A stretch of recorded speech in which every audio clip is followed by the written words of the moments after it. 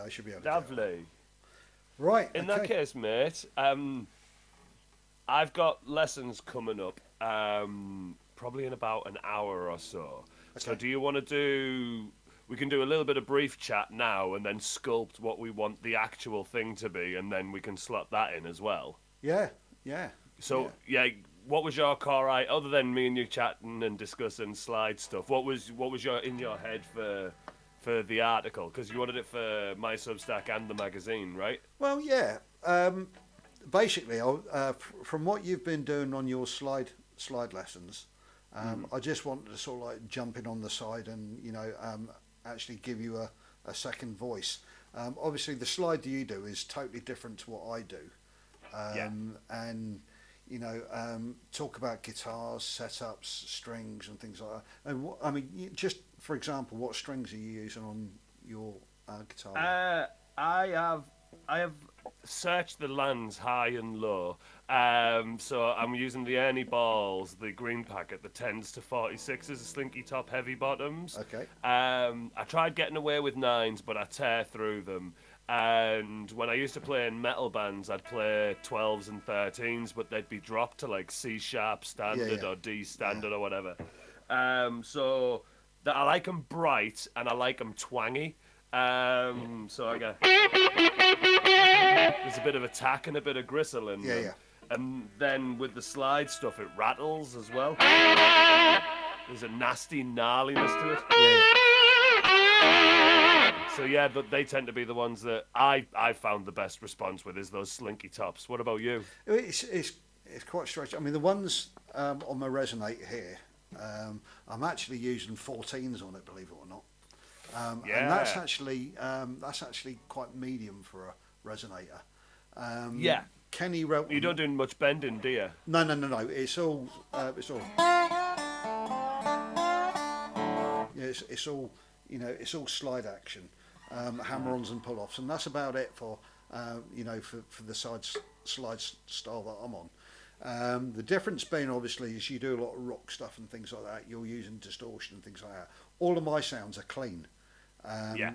So the biggest thing that I have with it is fret buzz. So the strings have got to be taken up just a tad. So you would probably find them very high to play with, but they clear the frets, so you're not hearing the buzz on it. Yeah. That allows. I mean, I've tried all sorts of stupid things because obviously, like, playing mostly not slide. Yeah. The slide has always been there. Like, if Tush turns up on a bar set when you've got to do 245s or whatever, Yeah. like, or you're at the blues jam, then like it's good to bust it out. Yeah. So I do play, and I want to show you this as well. I do play drop tunings and I do play dag dad or open tunings. Yeah. Just when I'm live, I don't have the option to get the other guitar out really quick. You know what I mean? Yeah, So the standard slide I've been using just as a means to an end at the gig, and Right. then like this is tuned to either an F sharp or a G chord. Yeah. F sharp at the minute, Yeah. and I love this thing. This was made by a guy called Lee, and it's just a broom handle with a box of Monte Cristos in it, and like. Yeah. C6 Steve, it's all affectation stuff, isn't it? Yeah, I mean they're brilliant. The cigar boxes actually originate from the diddly bow, Yeah. which was right back in the 1920s when they first came around, and they were actually just playing it just on one string, which is what C6 Steve does. The resonator, the first resonator or the first slide blues song was actually brought out in 1923. Slide was actually used before that by the Hawaiians in the 1800s. So this is, it's not it's not a new thing. And obviously, the likes of Muddy Waters and Elmore James electrified it, and it's gone through all sorts of different stages. The slide style that got me was it started off with the Delta Blues, which is normally done in open G. People like Robert Johnson, he played in G, played in A. But that was the typical ones that he played in. Crossroads Blues is actually done originally in A with it's basically in G with a capo on the second fret. Yeah. I actually play in open D, which is Cuda style, and I've got both these two guitars set up in open D, purely so I can sit and play instrumentals and a bit of the Cuda blues style thing, and you get a real sort of like deep swampy sound with it, and it's lovely. It really is. I mean, at the moment this is just acoustic. I never use a plectrum when I do it. It's always my fingers. Yeah. So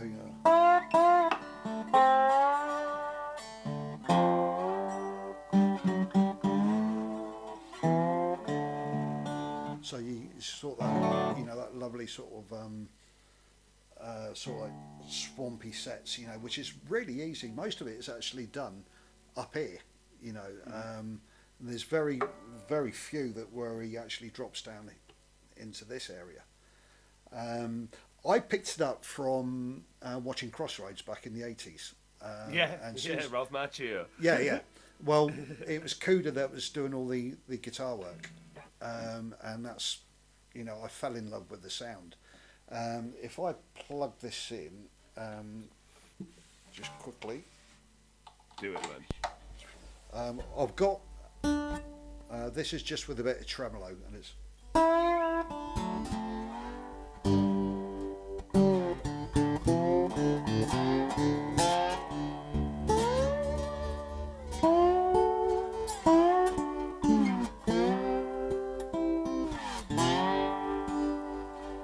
Lovely sort of like soft mellow warble behind it.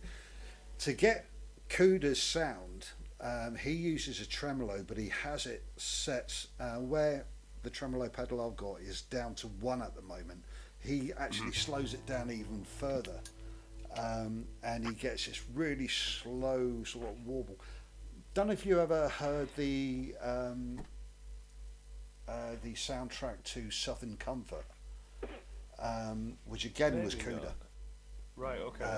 And the swampy sound, he's just using sort of like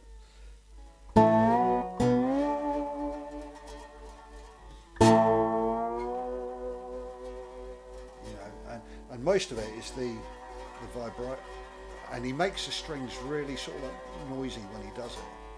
Yeah. It's better on the electric. You can really hear it on the electric. But yeah.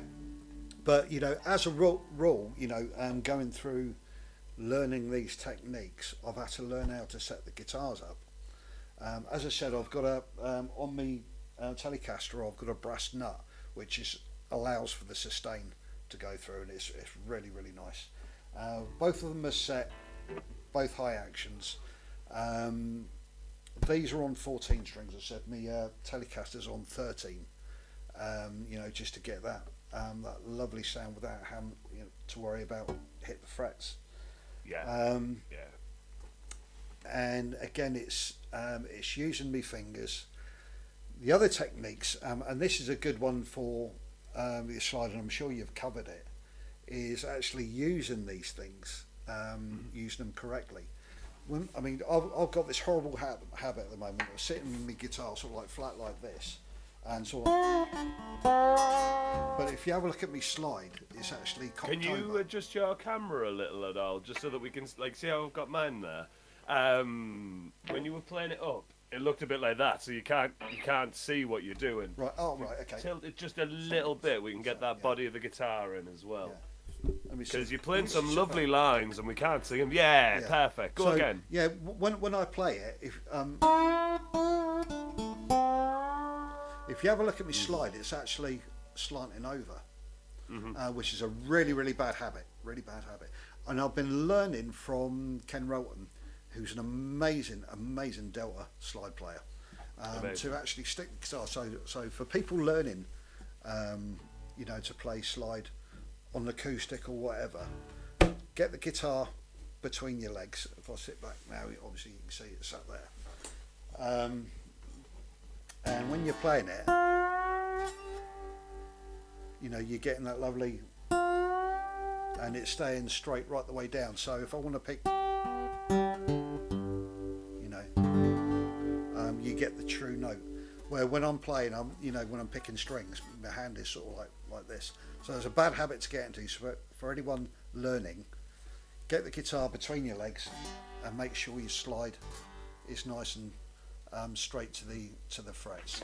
The other thing, Instead of compensating about the hand on the guitar there, because hold when I on, play, just pull my headphones out. oh, Twat. There we go.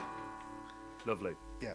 So like I like that you're using the neck to compensate because your little finger doesn't sit adjacent in quite the same way that the rest of your fingers do. No. I wonder if that's how I ended up getting comfortable with the middle finger instead of the third or fourth Very finger. possible. Very possible. Like just forced to have it because it keeps it straight up head on, so I can.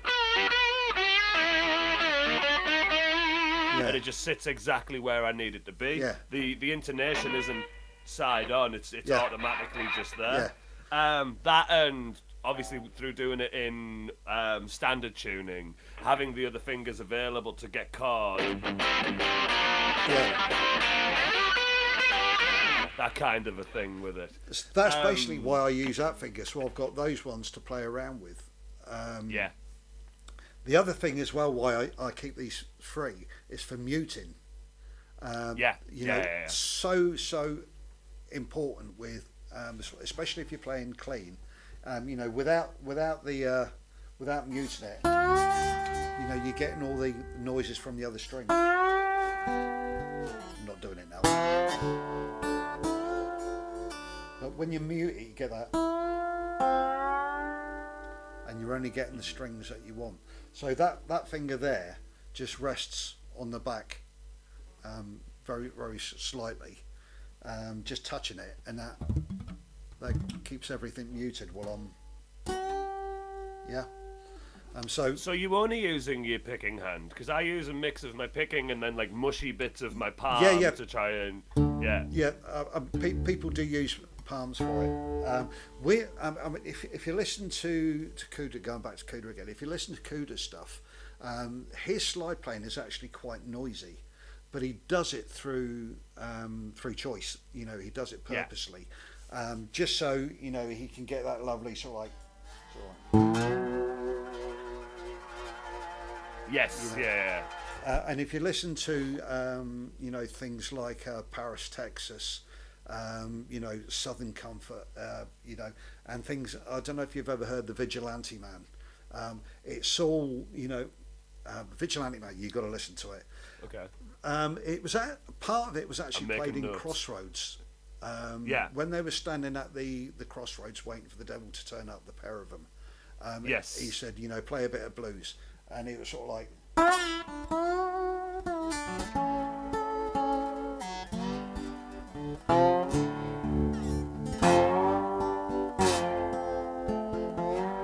That kind of thing. Yeah. Yeah. That's really pretty, man. Do that again. It's.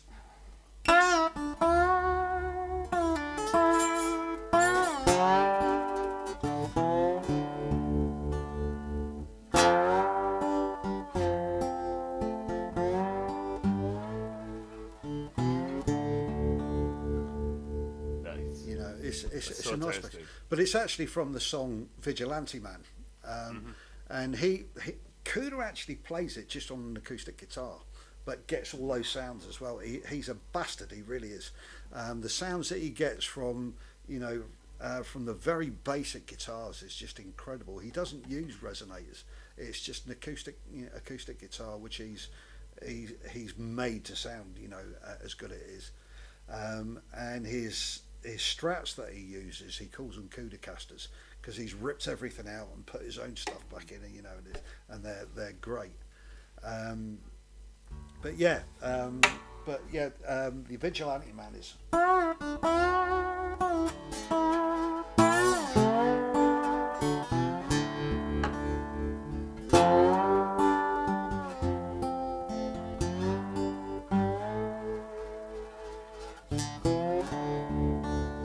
Have you seen that vigilante man?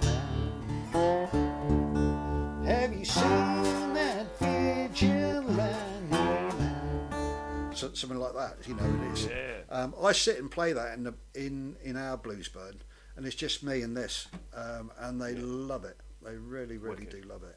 It sounds gorgeous, man. It sounds really, really gorgeous. For me, it's sounds always great, been a case. Sorry, go on.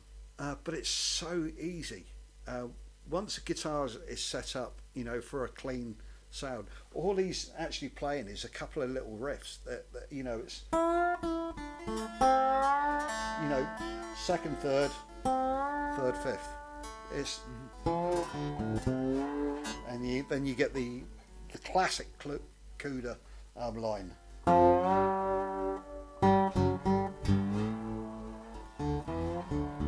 Which is from Paris, Texas, which is absolutely gorgeous.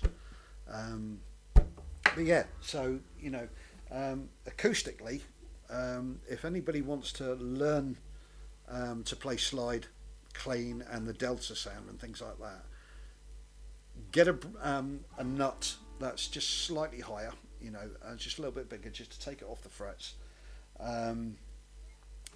Tune it to open D or open G, and sit and just use the 5th and the 7th fret, the 12th fret, and open, and that's basically it. That's blues, Yeah.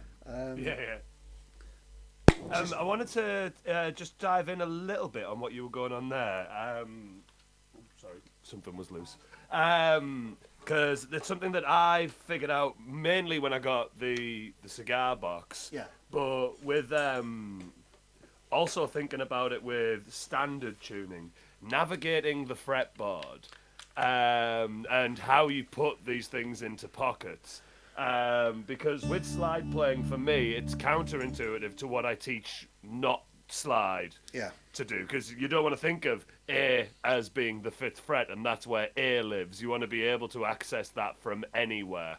Yeah. But with slide playing, there is such a value in having a navigation of the fretboard that revolves around these block ideas. Yeah. For me, the when you hear very, very classic lines, and I know it's a bit Elmore Jamesy, that kind of a sound, I'm moving between two positions there, and obviously in an open tuning, you would just hover over the 12th fret, and all of your notes are there neatly for you. Yeah. How do you find, like, navigating, obviously practice, but how did you find navigating in open tunings to standard tunings with all of this stuff? It's actually really, really, for me, it was actually quite difficult to do. And it's only recently when I started picking up tunes from a guy called Mike Dowling.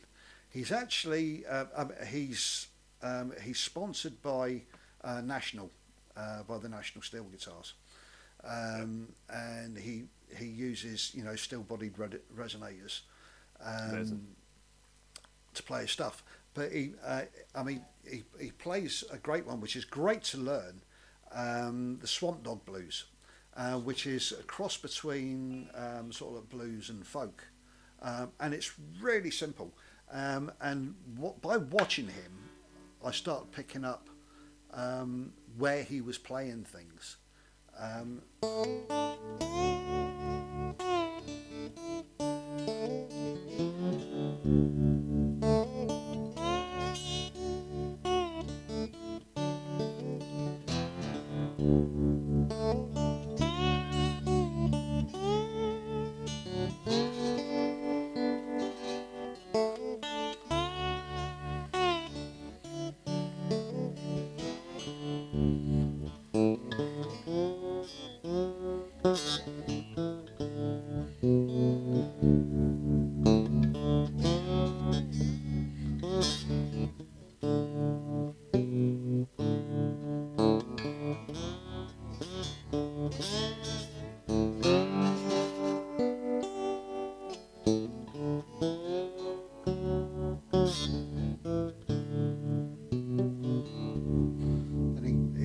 This is where I learnt, this next section is where I learnt where he was going with his fingers, and he goes on.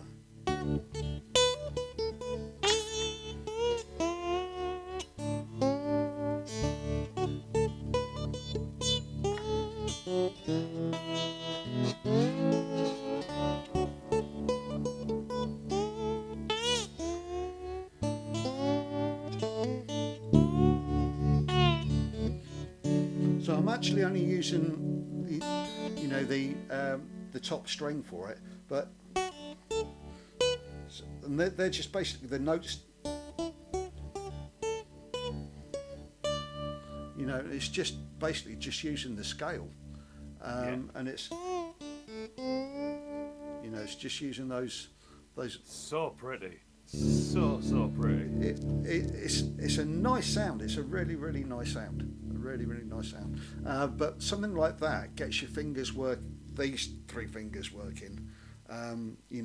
Alongside that. So if anyone wants to kind of take it from the basic and actually learn where to pick out a few notes to make the sound a little bit more interesting, get on and see Mike Dowling. His stuff is brilliant. It really is. Some of it is very technical, but a lot of his stuff is actually quite easy, like the Swamp Dog Blues. It's a very easy piece to play. It looks a little bit tricky, but it's really simple. But yeah, so you've got those. So. I remember my earliest introductions to slide, in a sense, where I thought that I would be able to make it usable in what I was doing. Yeah. It's always been one of those things that I thought was really. I saw Crossroads at about 13, 14, and I'd been playing guitar for a few years and had a go at a couple of Led Zeppelin tunes. And so that blues rock informed type of sound that I was hearing quite a lot of, it was Rory Gallagher that really tuned me onto it. So like Hoochie Man and Bullfrog Blues and things like that. Yeah. And just seeing it as something that wasn't a guy sat with an acoustic guitar. It was a guy with a Telecaster tearing it to bits, and like that was when I was like, oh my god, I can put this in my little soup of cool things that like I wanted to do when I was a kid.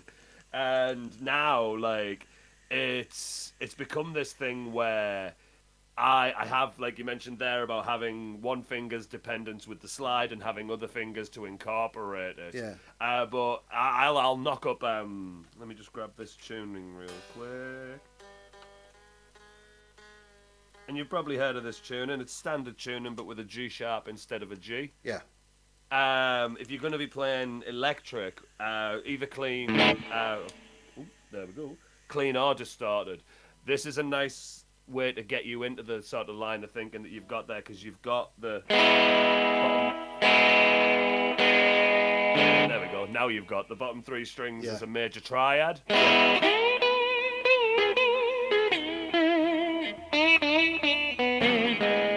And you're hitting quite a lot of these really natural, like you found those natural notes with the hammer-ons. Yeah. All of these things start, again, back to the point of illuminating the fretboard in a way. Because you've got, for your tuning, this is a D note. I'm going to play an E, but E, E, E, E.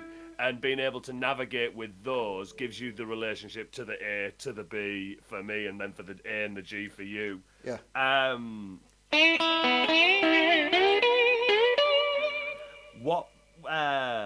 What advice would you give for helping to navigate those?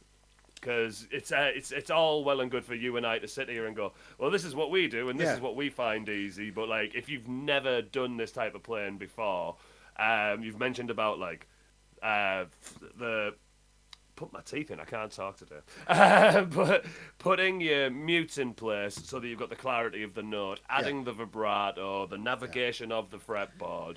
That can sound like a lot. It sounds like you're doing a lot instead of just playing it. So how quickly can you get into the playing? I'm gonna take you right to the very basic. Let me get all my special stuff out of the way.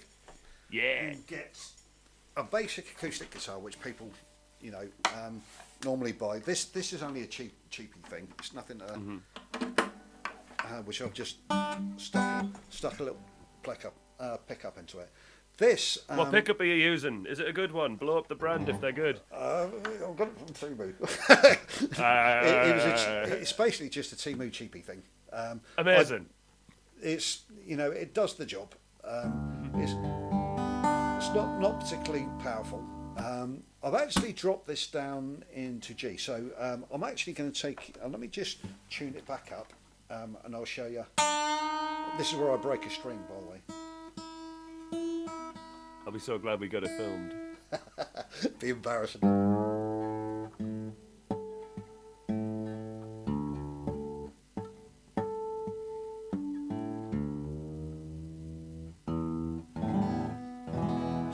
So we're more or less there. Not going to be too particular about it at the moment. So we've got a normal acoustic guitar in normal tuning, which any beginner is where it is. To actually get your slide sound, if you're going to start playing sort of like blues, the Delta blues and things like that, the easiest thing to do is to put it into open G, and you're only dropping 3 strings. Starting off with the top E string, you're just dropping that to D.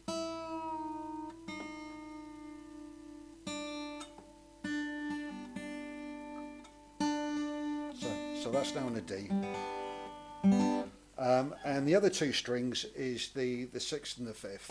So the 6th one, again, from E back down to G, down to D. And the 5th string, again, you're just dropping it down to.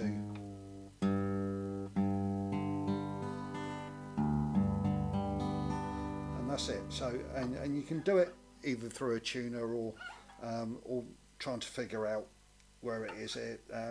Your D, just tune it up from the 7th fret to the 5th string, and then when you tune down the 5th string, again you'll just going down. Again, it's back to the 7th fret. So you're just dropping those 2 down, and you get your open G. Where's my slide? To start with, what I would advise people to do is find out the 1st, 4th, and 5th chords. So you got your open, which gives you your G, and also on the 12th fret, the fretting is at the far end of your fret, if you like, right above the metal. Can I quickly interject? Yes, mate. Very, very quickly. Yeah. Paul just said there the 1st, 4th, and 5th, and for anybody not keeping up, we're on about the chords within a major scale. Yes. So right now you're in the key of G. Chord 1 is G. Chord 4 is C, and chord 5 is D. And it's about where they are in our new tuning, not relying on the open chords. Yeah, just for any sort of clarity. Being a nerd, I'll bugger off now, as you will, Paul. So you got your 5th or your C and your D on the 7th. So first of all, just strum it down and get the sound, and learn how to get it without getting the buzz off the frets. I do this naturally, so it's hard for me to kind of screw it up. And try and get that lovely sound.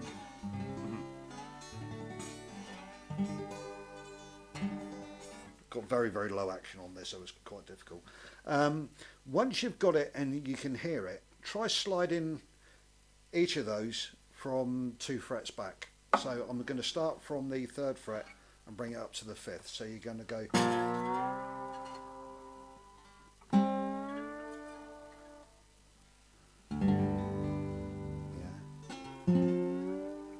So, and just learn how to slide nice and gently without getting the fret buzzing.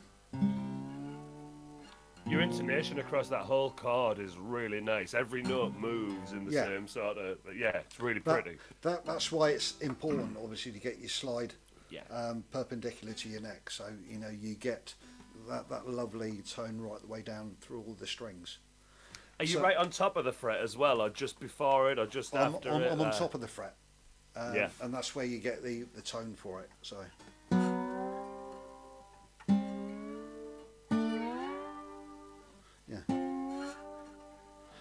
Clapton uses this a lot.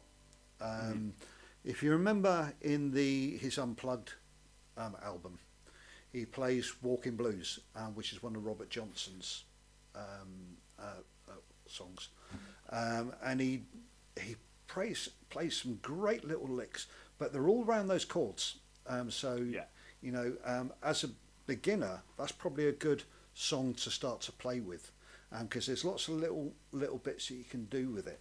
So as I said, we're going to go.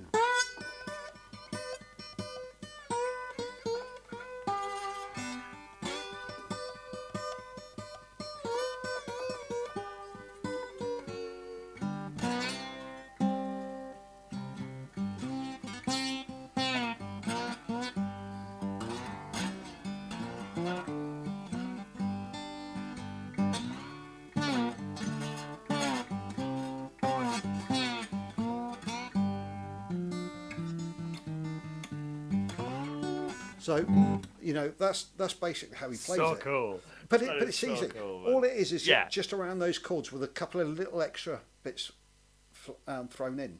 The first bit was that lovely little sort. Once he's done that, so that I'm just going two frets up. Then he goes. So it's just going back to and clicking on the 11th as you go through it. So, oh. Then from the 3rd to the 5th again, as we were talking about. Then what he does, he uses the 2nd and 3rd fret.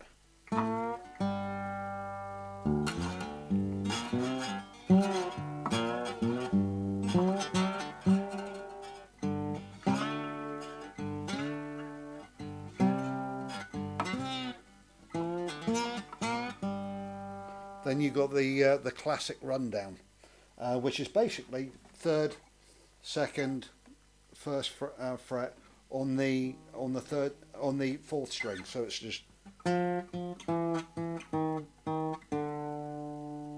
then slides to the 7th. But when you're doing that, click that as well. Your top string, so you get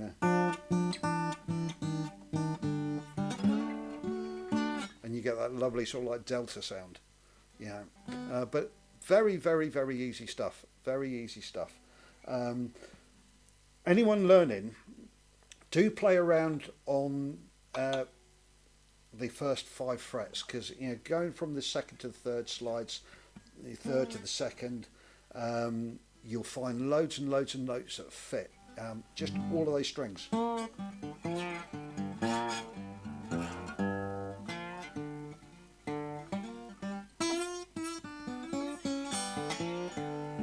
And just play around with them, and you'll suddenly start picking out those lovely sort of blue notes, the blues notes.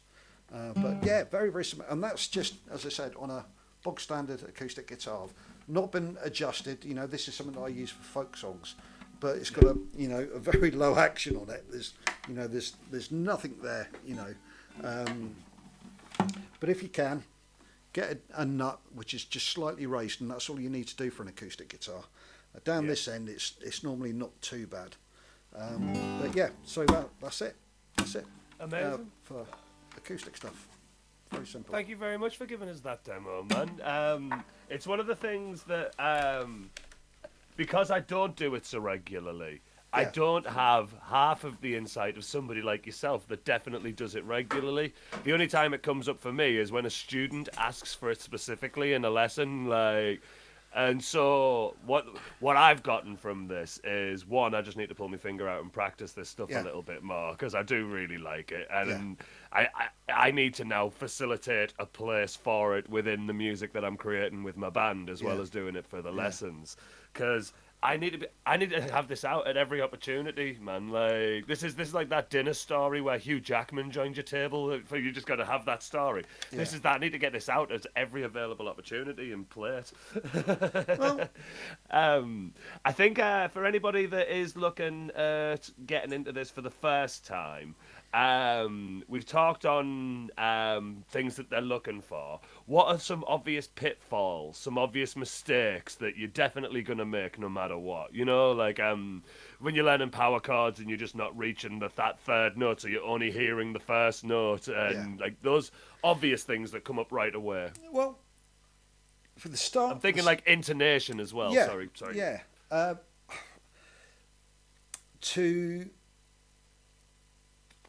lot of the downfalls that people make, I'll give you a couple of demos on the electric. This is where I'm really starting to learn proper slide.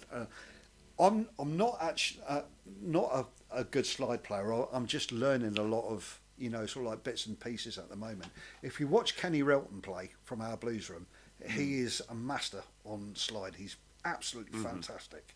and I'm learning. I would like to point out we have just spent the last 30 minutes watching you play beautiful slide as well, Paul. You can't lie to me. But the stuff that I play is very, very simple. It's effective, but it's very simple, which is what blues is all about. There's nothing difficult in blues, unless I'm actually starting to finger pick. Then I'm all over the place. So that's why I've learned to slide, because most people don't play this stuff, and I can kind of show off. Hey, look, I'm Raikuda. But but a lot of it is I get away with it because I'm playing the very basic stuff well, and that's what it's all about. Technique. That's what all the clever guys forget to do anyway. Yeah. If you're playing Delta blues or any of these sort of like swampy stuff that I play, I would strongly advise not using a plectrum. Just all you need to do is your thumb and your forefinger, and that's basically all I use. If you're a finger picker, then even better, because it will become more natural to find out loads and loads of more notes. I'm not, I just basically use those two fingers, and that's how I get my sound. But by doing that, I can pick out that, and I'm not fouling any other strings, which you can do with a plectrum. I hate using plectrum. And all of a sudden you're hearing other strings starting to ring in with what I'm doing. So for control to start with, just use your fingers and use your slide, and you'll hear the notes. As we've said before, be so conscious of having your slide horizontal. That is a big, or vertical. That is a big downfall with people. Is they tend to sort of like do that, and when you're doing that, and the notes are going off, all your intonation is disappearing. That's what does it. So practice. Get a nice position where you can play the guitar. If you notice, my body is literally by my neck, where a lot of people are sort of like playing like that, and they can do that. When you're doing in that position, it's really, really hard to get, unless you're double jointed, to get your slide straight. So I actually bring my body quite close to the neck, so I can control it as I'm doing it. Yeah. Another thing on learning is pressing too hard on it. Yeah, it's hard for me to do this now. You develop that muscle memory. It's hard to unbreak it, isn't it? Yeah. Especially with. That's why I can only play amazing. I don't know how to play rubbish anymore. I've spent so long learning to be amazing. So. Well, I mean, some of the stuff I've learned from you, and I'm still trying to learn. From your guitar lessons. The big one for me is sets as Go Go Godzilla. I still haven't got it. But, which one? Sorry. Go Go Godzilla.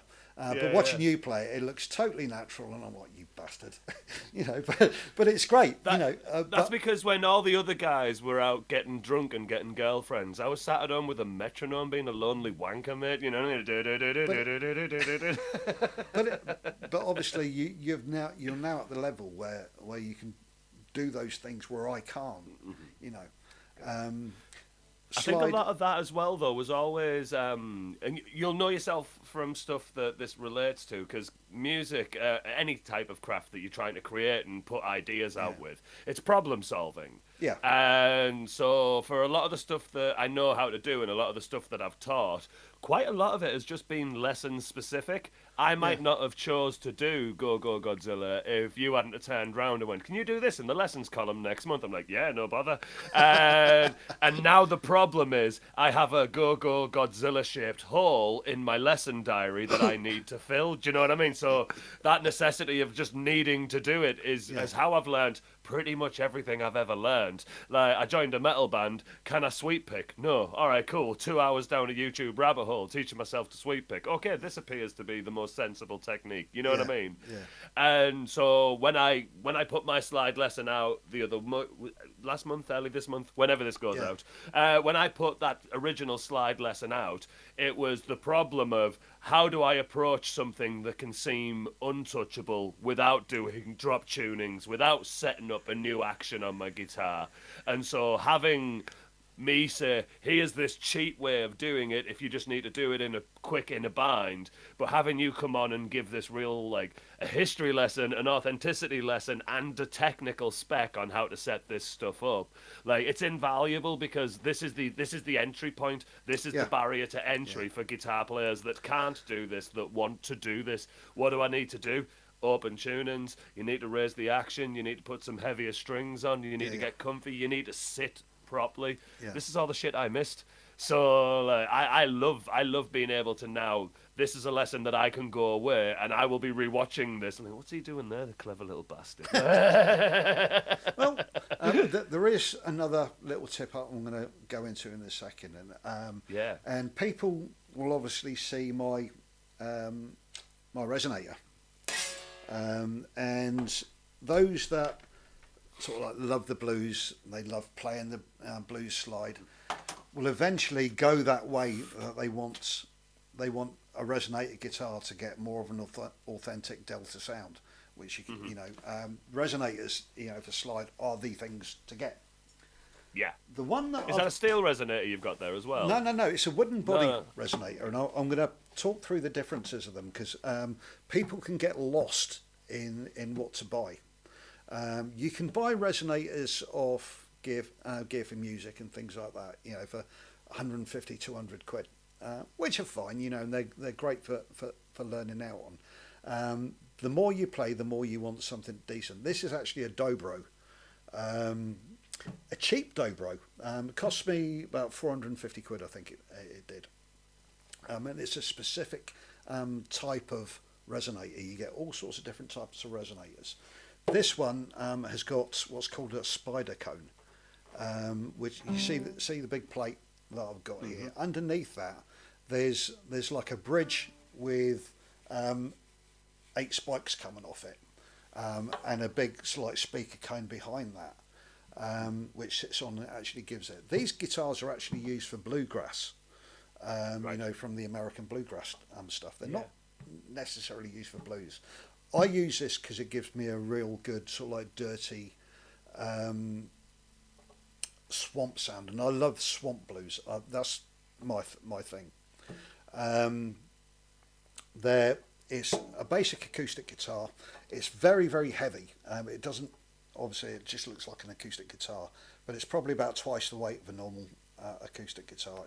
It's really heavy wood, which gives you that lovely volume and the lovely sustain, you know, going through. And when you're playing on the slide, you know, you get that lovely, you know, it gives it sort of that lovely sort of like deep Louisiana with alligators all around your feet sound, you know.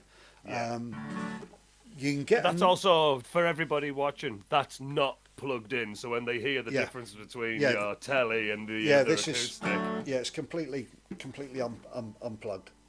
What an incredible sounding thing that is, man. Even on the microphone coming through, it's wicked, man. It's taken me the best part of 3 years to get the sound right on it. When I first got it, the sound was awful, and all it was a guitar finding its own voice, and these do. So if you get a resonator and it doesn't sound quite right, keep working with it, because the more it ages, the more you wear like the frets down and things like that, the sweeter it becomes. And this is now, you know, at its peak. It's beautiful now. Like a new house, then. It is. Yeah, you're gonna live wait for the cracks to set in. Yeah. With these things, it's very much the same. You'll get another type of these guitars, which is called a biscuit resonator. Instead of having the spider bridge, it has a biscuit bridge, which is more of a solid cone underneath it. So you've got the speaker cone. It actually goes the other way, and you get a more mellow sound. This is sort of like for the you know, the yeehaw, sort of like country bluegrass sound. Those are a little bit more expensive. You're talking anything between £500 and £800 for one of those, for a spider cone, for a biscuit cone. But again, they're good guitars. And then you get to the metal-bodied ones, which you see Knopfler using, and the best ones are the National guitars, and you actually get three types of those. You get the tricone, which you actually get three smaller cones in it, and you get sort of like slots down the body of the metal thing. So if you see the slots down on it, you normally got three cones. Where I've just got the one cone, there's three smaller cones inside the body. You get a duolium, which is again the duo.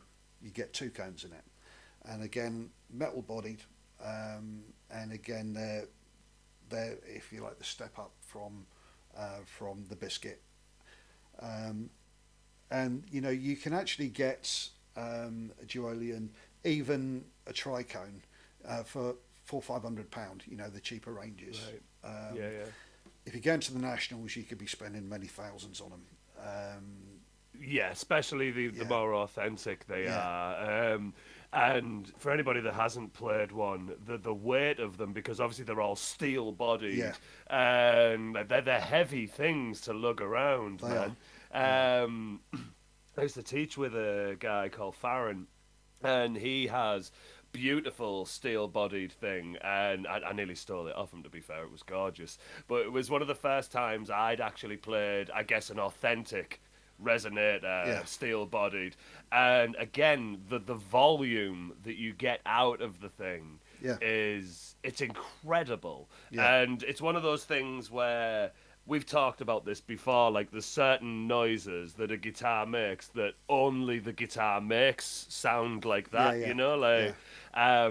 you think of Hendrix, you think of Chet Atkins, you think of like people that just have this iconic sound.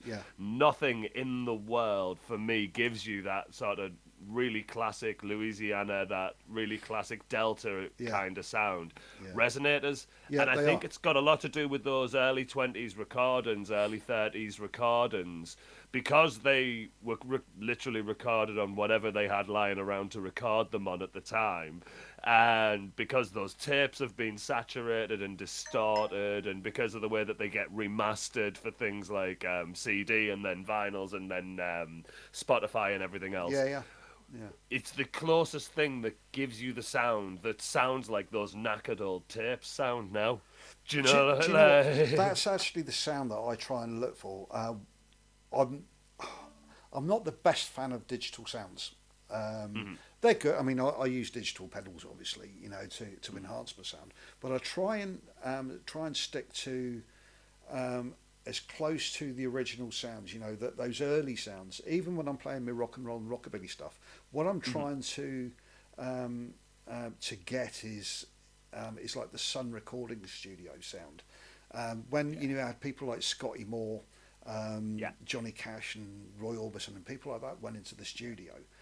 They went in there with basic instruments and basic canvas, and the studio itself gave this resonance, and this sort of like tape echo delay effect, which just made it sound, really authentic and just something on its own.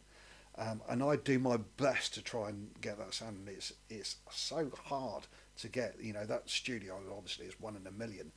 And I now use sort of like tape echoes and things like that, but I don't go over the top with pedals. If I look down at my pedal board, I've got a very basic Zoom G2 plastic pedal, multi-effects pedal thing, which I'm actually using for these at the moment for the Strat, and that's basically all I'm using.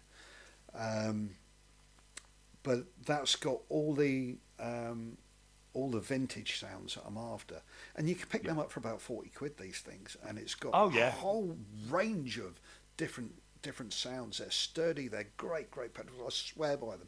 People take the piss out of me for it, because I come up with this little tiny pedal, but I know what it can give me, and the sounds that it can do. And I can basically run all my guitars on that. I've got other things. I've got a small vintage overdrive, a separate tremolo, and a tuner, and an AC30 simulator, and that's my pedal board. I haven't got anything else. Most of those I don't use. I like to put a bit of overdrive on every now and then, just to dirty the sound up a little bit. Which before we finish, I'll give you a demo of a CUDA track, which is very, very beginner friendly. It's very simple, very very simple, um, but sounds amazing.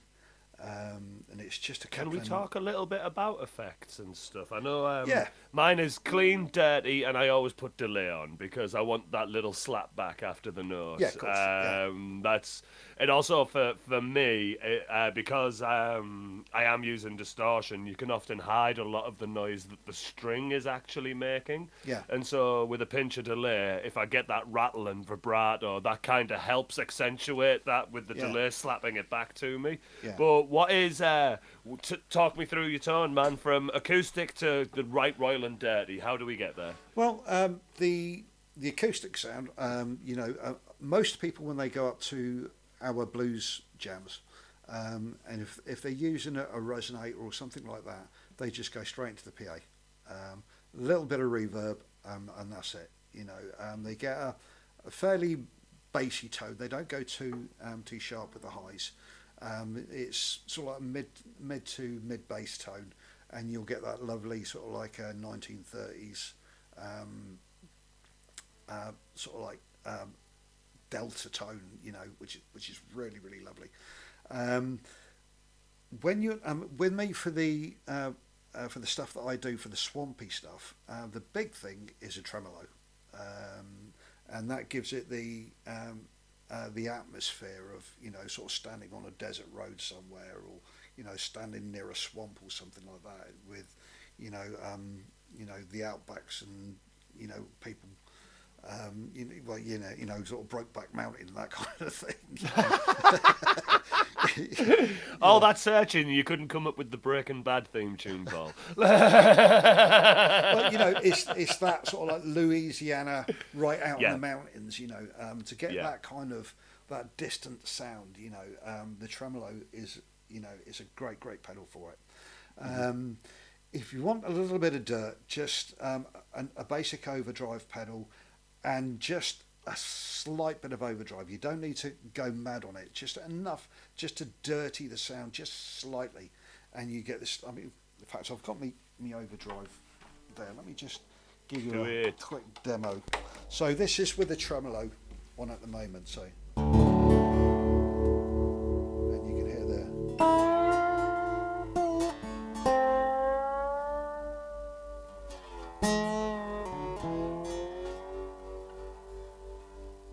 And you're out there by dirtying it up a little bit. So let's give it a little bit of. So my distortion or the gain on me overdrive is on about 1.5 at the moment, maybe just under 2.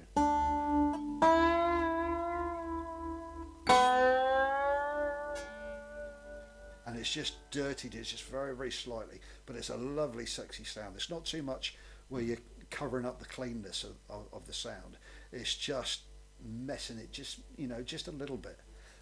But would you say that would be something to try and emulate that saturation we were talking about earlier because of the age of the original recordings? They would naturally saturate moving from shellac to vinyl to CD. Yeah, I mean, back in the 1920s, 1930s, when this really came, with Robert Johnson and all these great artists, when they were. They were in front of microphones basically. The acoustic guitars weren't plugged into anything. They had a microphone in front of them, and that was it. And obviously, you had the natural, if you like, bad sound of the 1930s that enhanced it and gave it that sort of like dirtier sound. And without them knowing it, it kind of paved the way for sort of that sort of like just taking it off the pure clean. To make it a little bit bluesier and a little bit, more sort of like nasty, and that's all it. So again, to reproduce that kind of thing, I've just got an overdrive on about 1.5, maybe 2, and that's all you need, and it just gives it that lovely, that lovely tone, for gristle, we call it. Yeah. But it's one of the songs that I'll be playing again, before we bugger off, is a soundtrack to one of Kuda's films that he did, Paris, Texas, and it's really sweet. It's really easy. Any beginner could learn how to do this and really impress people with it. And it's just so simple.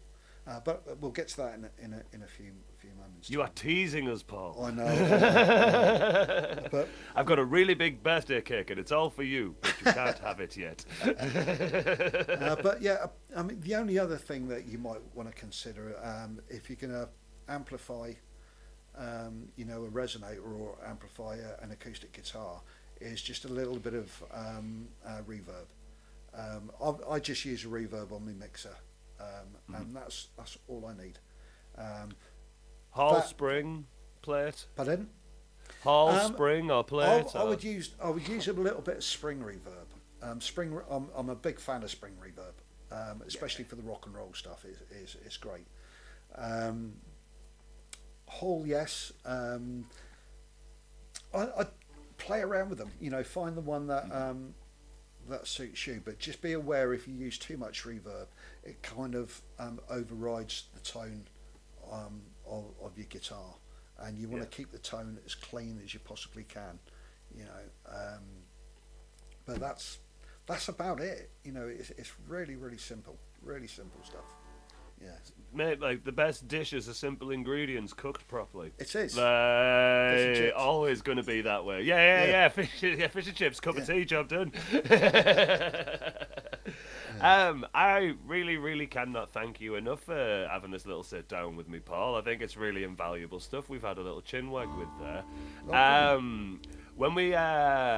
When we put this into the magazine, have you got some sources, or do you want me to tab up some of those? The song you're about to play now, for example, can we get a transcription for that so we can put it in the magazine?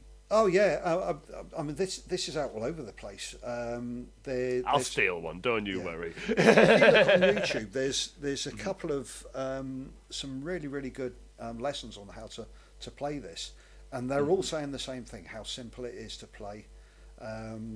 And it's more about the feeling than the actual guitar skill. Obviously, there's a lot of skill, and this is where if you can perfect your basic skills, of your slide skill, hand skill, sitting, where your guitar is nice and comfortable, you're not fighting the guitar all the time. That's your first step. To getting the sound really good. Just on a quick one from that, if you go onto YouTube, there's actually a guy called Justin Johnson, who's a slide player.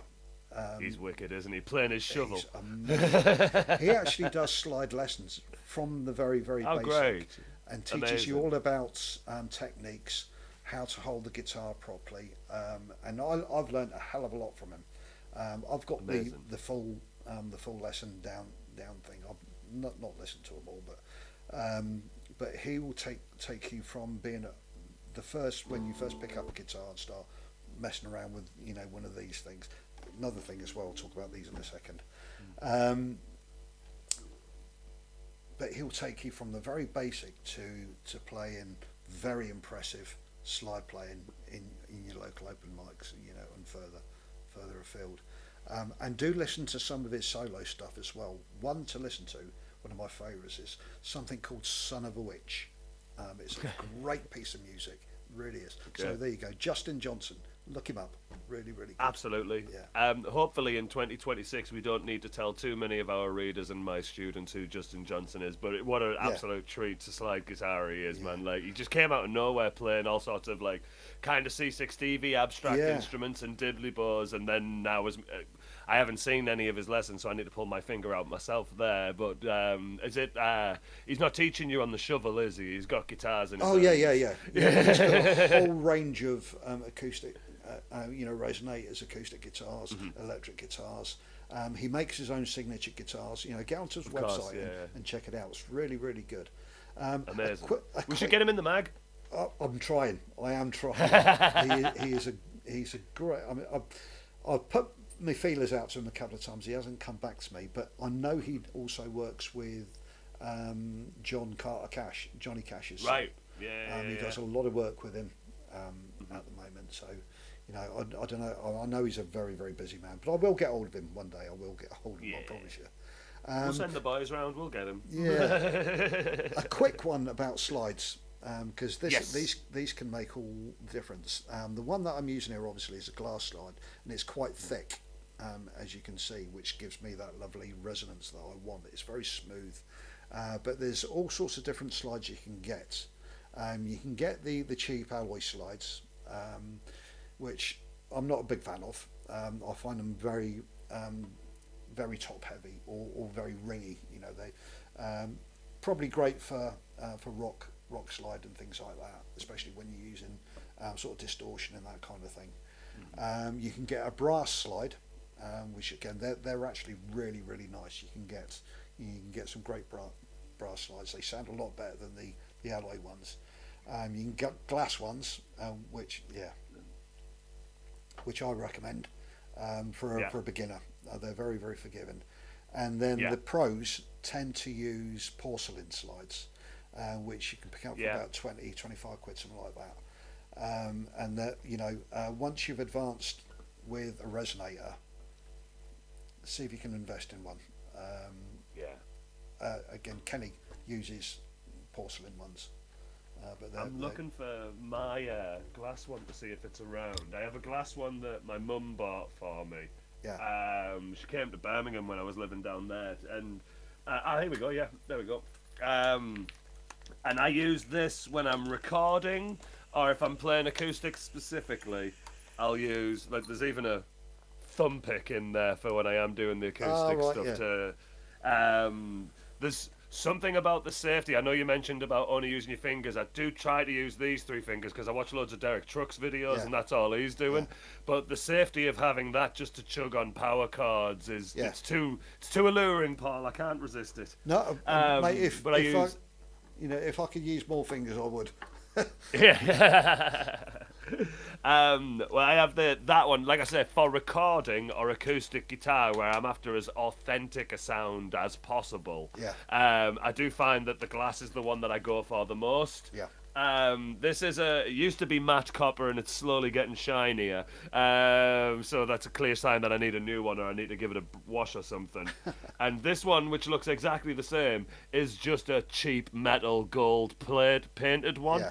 And the difference between all 3 of them, I pick this one up when I can't find the other 2. Yeah. That's the only reason this is here, kind of thing. Or if we've done a weekend's worth of gigging and my guitar is at the bass player or the harmonica's house, it's probably got one of the good slides in that gig bag. So,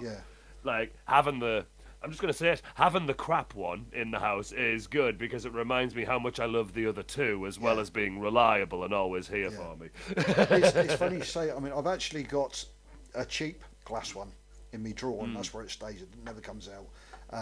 Because it is very, very thin and cheap. And I'm a little bit dodgy about it. If I drop this, chances are it's going to stay in one piece because it's really thick. That one will just smash all over the floor, which I'm a little bit iffy about. But they also don't sound so good. So if you're going to buy a glass one, get something that's fairly thick. That will last you, and that's good. Get that to the camera. Yeah. So I mean that's that's a good thickness slide, but that sort of gives you the where these actually came from, where they used to use the end of a broken bottle, or medicine bottles and things as well. Yeah. And that's where the original slides, glass slides came from. These days, obviously, they're a little bit more safe, and they're not going to slash around open as you're playing them. Yeah. But clipper lighters as well. The clipper lighter, the amount of resilience and tone you can get out of those, they're not a slide at all. But if you're in a pinch and you're I always, the fish, they have that big jam up at the fish. Yeah. When I used to go along to that. Yeah, right, great. Yeah, I'm glad that's still going, man. That's great. The last time I was there, I was pinching people's clippers off them to play slide because I'd forgotten mine, and like it's one of those things that like blows people's mind. But I have to explain to them like it's a plastic circle. It's gonna work. Yeah. Yeah.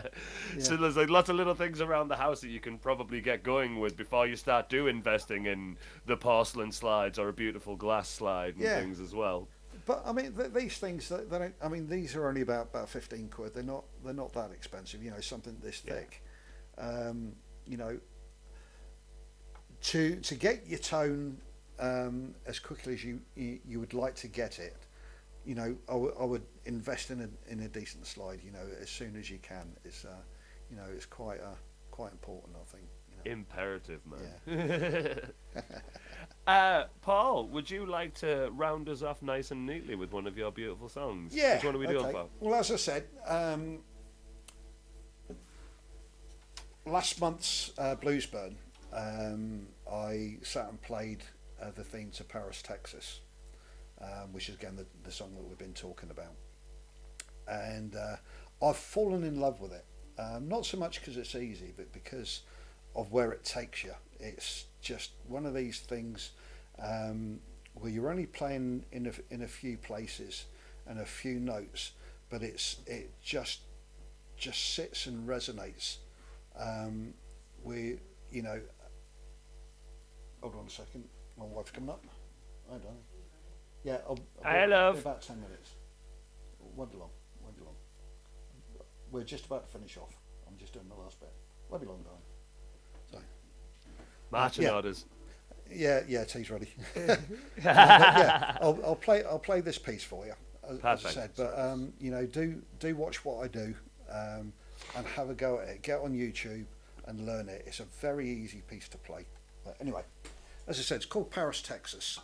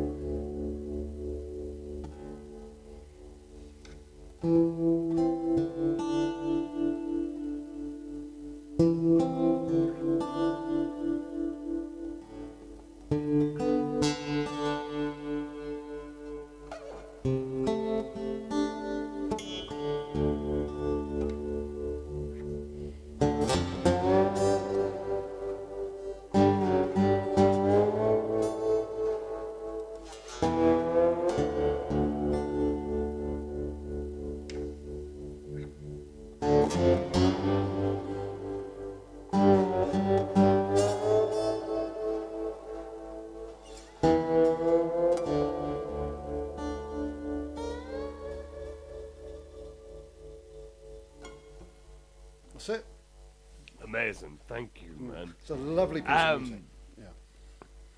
I will watch those YouTube videos and get a transcription written up for it as well. I might, what I might do is you've got that video of you playing it. Yeah. I might chop that up as well as having a full video of it. If I chop that up, I can have little zoom in bits of me playing what you're playing, and do you know what I mean? Yeah, like, yeah. Close up to show the technique.